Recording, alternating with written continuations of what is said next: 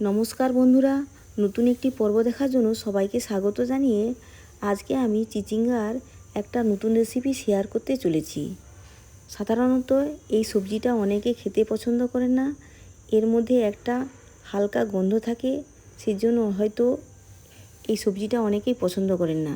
কিন্তু এইভাবে যদি রান্না করা যায় দেখবেন সবাই কিন্তু চেটেপুটেই খাবে। এর জন্য আমি 3টা চিচিঙ্গা নিয়েছিলাম। 3টা চিচিঙ্গা, 2টো চিচিঙ্গা সরিয়ে রেখে একটা চিচিঙ্গাকে ভালো করে ছুরির সাহায্যে এইভাবে আঁশটাকে তুলে নিতে হবে। খুব পাতলা আঁশ, ছুরি দিয়ে একটু হালকা করে প্রেসার দিলেই দেখবেন পাতলা আঁশটা উঠে যাচ্ছে। যে সমস্ত বন্ধুরা আজকে আমার ভিডিওটি প্রথম দেখছেন, প্লিজ চ্যানেলটিকে সাবস্ক্রাইব করে পাশে থাকবেন। আর পুরাতন বন্ধুরা একটা লাইক দিয়ে পুরো ভিডিওটি দেখতে থাকবেন। আর সমস্ত বন্ধুদের আমি প্রথম থেকে শেষ পর্যন্ত ভিডিওটি দেখার জন্য অনুরোধ করছি। চিচিঙ্গার আঁশ আমার তোলা হয়ে গেছে। এরপরে আমি ছুরির সাহায্যে চিচিঙ্গার 2টো প্রান্ত কেটে নিচ্ছি।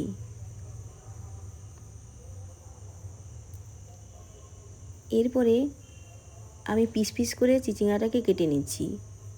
আমি এখানে চিচিঙ্গাটাকে একটু বড় বড় পিস করে কেটে নেব। এবার মাঝখান দিয়ে কেটে নিচ্ছি। ঠিক এই সাইজ করে সমস্ত চিচিঙ্গাগুলোকে কেটে নিতে হবে।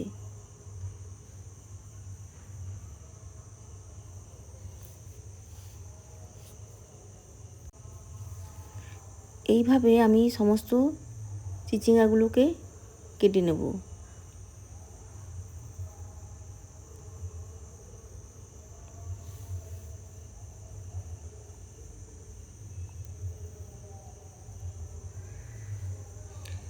দেখুন আমি সমস্ত চিচিঙ্গাগুলোকে এইভাবে কেটে নিচ্ছি।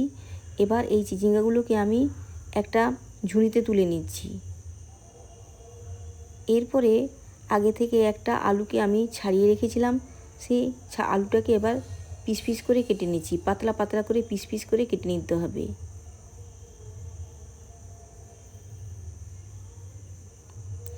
এবার আলুগুলোকে আমি একটি প্লেটে তুলে নিচ্ছি। এবার একটা টমেটোকে নিয়ে টমেটোকেও ভালো করে পিস পিস করে কেটে নিয়েছি। এবার কিছু মশলাকে আমি বেটে নেব। তার জন্য সরষে নিয়েছি, সরষেটাকে ভালো করে ধুয়ে নিয়ে এলাম। এবার একটা মিক্সিতে দিয়ে দিলাম কিছুটা পরিমাণ নারকেল, আর দিয়ে দিলাম কাঁচা লঙ্কা, আর দিলাম কয়েক কোয়া কাজু বাদাম আর কিশমিশ, আর দিয়ে দিলাম কিছুটা পরিমাণ লবণ, সামান্য পরিমাণ তিল, আর 1.5 চামচের মতো দিয়ে দিলাম পোস্ত। এই সমস্ত মশলাগুলো দিয়ে আমি একটা সুন্দর পেস্ট বানিয়ে নিয়ে আসব। দেখুন সুন্দর একটা পেস্ট বানিয়ে নিয়েছি। ঠিক এইভাবে পেস্ট বানিয়ে নিতে হবে। এবার আগে থেকে গ্যাসের উপরে একটা কড়াই বসিয়েছিলাম। কড়াইটা গরম হওয়ার পরে পরিমাণ মতো দিয়ে দিলাম সরষের তেল।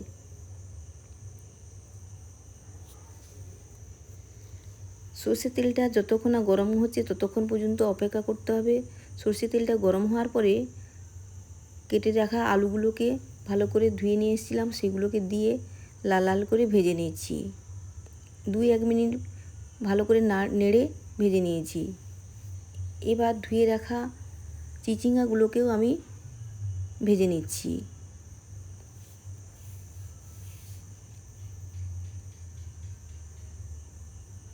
চিচিঙ্গাগুলোকে কড়াই দেওয়ার পরে এবার দিয়ে দিলাম পরিমাণ মতো হলুদের গুঁড়ো।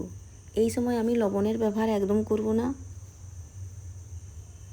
হলুদটা দিয়ে ভালো করে নেড়ে চেড়ে 2-1 মিনিট নাড়ার পরে আমি চিচিঙ্গাগুলোকে ভেজে তুলে নিলাম। এবার ওই কড়াতে আমি দিয়ে দিলাম কিছুটা পরিমাণ সরষের তেল।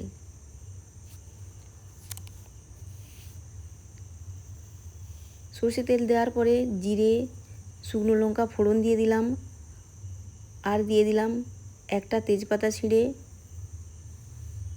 এবার মশলাগুলোকে দিয়ে ভালো করে নাড়তে থাকলাম যতক্ষণ না একটা সুন্দর স্মেল বেরোচ্ছে ততক্ষণ পর্যন্ত। আর কিছুটা দিয়ে দিলাম হিং। নিরামিষ তরকারিতে হিং দিলে খুবই ভালো স্বাদ হয়। এরপরে বেটে রাখা মশলাটাকেও দিয়ে দিলাম, দিয়ে ভালো করে কষতে থাকলাম। সুন্দর করে কষিয়ে নিতে হবে। 1-2 মিনিট কষার পরে দিয়ে দিলাম আদার গুঁড়ো। আমার কাছে আদা বাটা নেই, আদার গুঁড়ো দিয়ে দিলাম হলুদের গুঁড়ো, দিয়ে দিলাম স্বাদ মতো লবণ, কাশ্মীরি লঙ্কার গুঁড়ো কালারের জন্য। কাশ্মীরি লঙ্কার গুঁড়োটা দিলে তরকারির কালারটা খুব সুন্দর হয়। এবার কিছু বেসিক মশলা, জিরে গুঁড়ো, ধনিয়া গুঁড়ো, এগুলো দিয়ে সুন্দর করে কষিয়ে নিতে হবে। কিছুটা কষানোর পরে কেটে রাখা টমেটোটা দিয়ে দিলাম। টমেটোটা দিয়ে আবারও ভালো করে নেড়ে চেড়ে নিচ্ছি। এই সময় গ্যাসের ফ্লেমটা মিডিয়াম রাখতে হবে, কখনো লো কখনো মিডিয়াম, এরকম করে কষিয়ে নিতে হবে। তারপরে দিয়ে দিলাম কিছুটা পরিমাণ মশলা ধোয়া জল, দিয়ে আবারও নেড়ে চেড়ে সুন্দর করে কষিয়ে নিচ্ছি। জল একটু দিলে মশলাটা পুড়ে যাওয়ার সম্ভাবনা থাকবে না। এরপরে ঢাকনা চাপা দিয়ে কিছুক্ষণ কষানোর পরে আবার ঢাকনা খুলে নিয়েছি। মশলাটা অনেকটা বসে গেছে, সেই জন্য ভালো করে নেড়ে চেড়ে নিচ্ছি। যেহেতু কাজু বাদাম দেওয়া আছে, মশলাটা বসে যাওয়ার সম্ভাবনা থাকে, বারবার চেক করতে হবে। চাপা দিয়ে আবারও নেড়ে চেড়ে নিচ্ছি চাপা খুলে।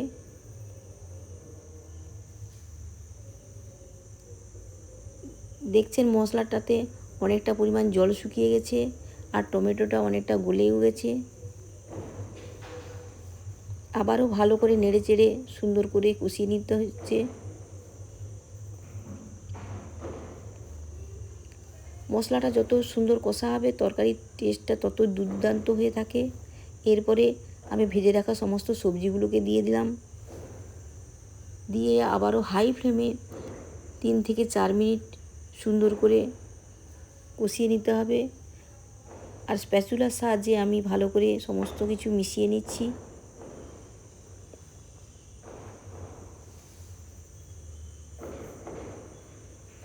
চিচিঙ্গাটা ভাজার সময় লবণ দেওয়া যাবে না, কারণ লবণ দিলে চিচিঙ্গাটা গলে যাবে, তখন ভাজা হবে না ভালো করে, সেই জন্য তখন লবণ দিলাম না। এরপরে ঢাকনা চাপা দিয়ে 3 থেকে 4 মিনিট লো আঁচে ভালো করে কষিয়ে নিচ্ছি।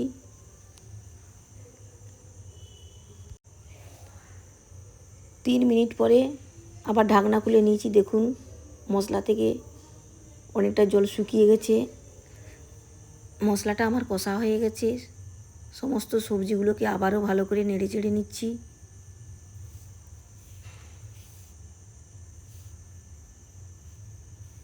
এরপরে আমি দিয়ে দেব পরিমাণ মতো জল।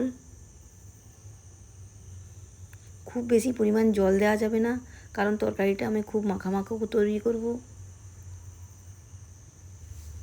এবার সমস্ত কিছু নেড়ে চেড়ে নিচ্ছি, দিয়ে এবার চাপা দিয়ে হাই ফ্লেমে 3-4 মিনিট রান্না করে নেব। 3-4 মিনিট পরে ঢাকনা খুলে নিয়েছি। দেখুন তরকারিটা কতটা পরিমাণ রেডি হয়ে গেছে। এবার ভালো করে খুন্তির সাহায্যে নেড়ে চেড়ে নিচ্ছি, মশলাটা যাতে নিচে লেগে না যায় সেই জন্য ভালো করে নাড়তে হবে।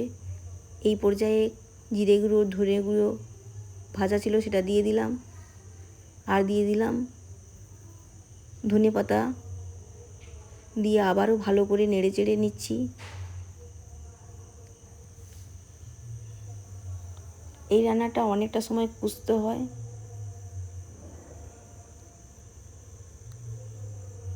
এবার গ্যাসের ফ্লেমটা অফ করে দিলাম, দিয়ে ঢাকনা চাপা দিয়ে দেব যতক্ষণ না পরিবেশন করছি ততক্ষণ পর্যন্ত।